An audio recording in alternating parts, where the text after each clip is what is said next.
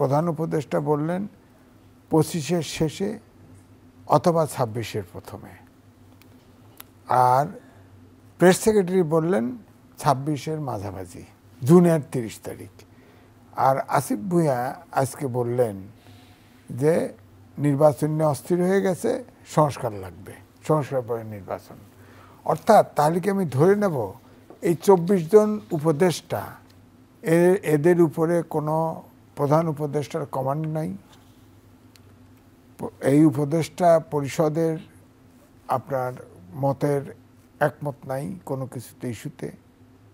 এইভাবে মানুষকে যখন বলে তখন তো অবশ্যই রাজনৈতিক দলের কথার সুযোগ পায়। রাজনৈতিক দল তো এই কারণেই অস্থির হয় নির্বাচনের জন্য। রাজনৈতিক দল তো কোনো মসজিদ মাদ্রাসার কমিটি না, তারা তো নির্বাচন চাইবেই, নির্বাচন চাইবে, সরকারের যেতে চাইবে। জনগণের প্রত্যাশা যাচাইটা কেমনে করলেন?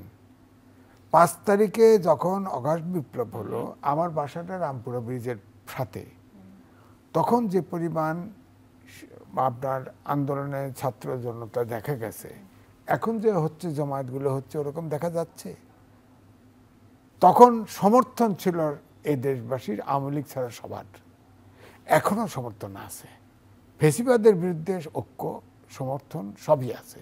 যেমন 15 তারিখে নূর হোসেন দিবসে দেখলেন যে ট্রাম্পের ছবি নিয়ে মিছিল করার, ভারত থেকে শেখ হাসিনা বলল ওখানে আওয়ামী লীগের জমায়েত হওয়ার কথা ছিল, সেখানে তো ছাত্ররা, বিএনপি, জামাত থেকে শুরু করে ছোট বড় সব দল ওখানে ছিল।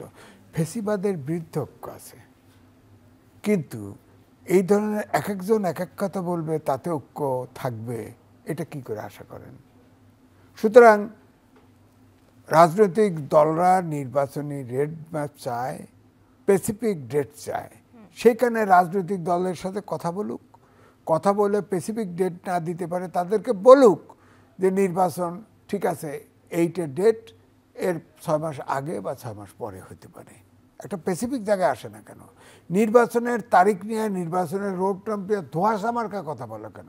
পরিষ্কার স্ট্যান্ড নাই কেন অন্তর্বর্তীকালীন সরকার? দেশটাকে কোথায় নিয়ে যাচ্ছে? আমার কথা হলো যে এই সরকার অনন্তকাল থাকতো, জনগণ সমর্থন করতো, দেশ তো চালাতে পারতেছে না, দেশ তো চলতেছে না।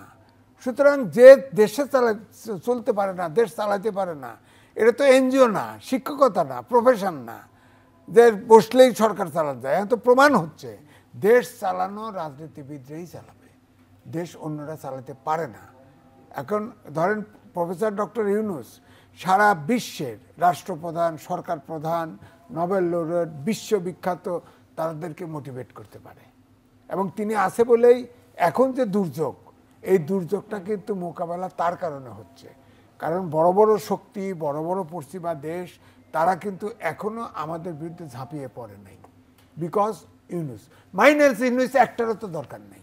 জি, কিন্তু চেঞ্জ করেন না। উপদেষ্টা রেজওয়ানা হাসান তিনি কিন্তু বলেছেন রাজনৈতিক দলগুলো যদি সংস্কার করতে পারতো তাহলে আমরা এখানে কেন এসেছি, আমাদেরকে ডাকা। ওনাদের যাইতে কইছে কে? এটা প্রশ্ন যদি আসে, ওনাকে যাইতে কইছে কে?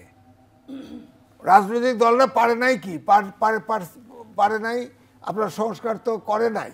ধরেন তারা যেটা মনে করছে কিন্তু করেনি। হ্যাঁ, এখন তারা করতেছে, তাদের ম্যান্ডেট কোথায়? তিনি সংস্কারের কথা বললে আসছেন, ক্ষমতায় আসছেন। ছাত্ররা যে আন্দোলন করছে, ছাত্ররা একমাত্র চাকরির কোটা সংস্কার ছাড়া কোনোদিন সংস্কারের কথা বলেছে? কোনো দাবি 6 দফা 11 দফা দিছে, কোনো জায়গায় সংস্কারের কথা ছিল না।